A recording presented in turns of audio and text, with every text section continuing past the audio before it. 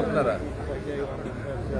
আপনারা যারা অক্লান্ত পরিশ্রম, বহু নির্যাতনের পর, বহু কষ্টের পর, অনেকদিন পরিশ্রম করে দোয়া করেছেন, পরিশ্রম করেছেন, ভোট দিয়েছেন, ভোটের জন্য কাজ করেছেন, এই ঋণ আমি কোনোদিন শোধ করতে পারবো না। আমি মিলন কোনোদিন এই ঋণ শোধ করতে পারবো না। যে অভূতপূর্ব বিজয় আজকে আপনার উপহার দিয়েছেন কালীগঞ্জবাসী, সেটা আমি কৃতজ্ঞতার স্মরণ করি।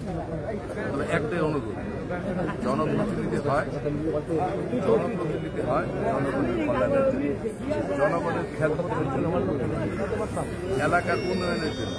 আমি অনুরোধ করব সম্পূর্ণ এলাকার শান্তির জন্য, নিয়ম কানুন মেনে, মানুষের কল্যাণের, গণতন্ত্রের জন্য, স্বাধীনতার জন্য, সার্বভৌমত্বের জন্য এবং আমাদের সকল মানুষের শান্তি নিশ্চিত করার জন্য আমি কাজ করতে চাই। সেই ক্ষেত্রে আপনাদের সার্বিক সহযোগিতা আপনাদের কাছ থেকে আমি প্রত্যাশা করি। কোনো অবস্থা বিজয়কে এমনভাবে নিয়ে যাওয়া যাবে না যাতে মানুষ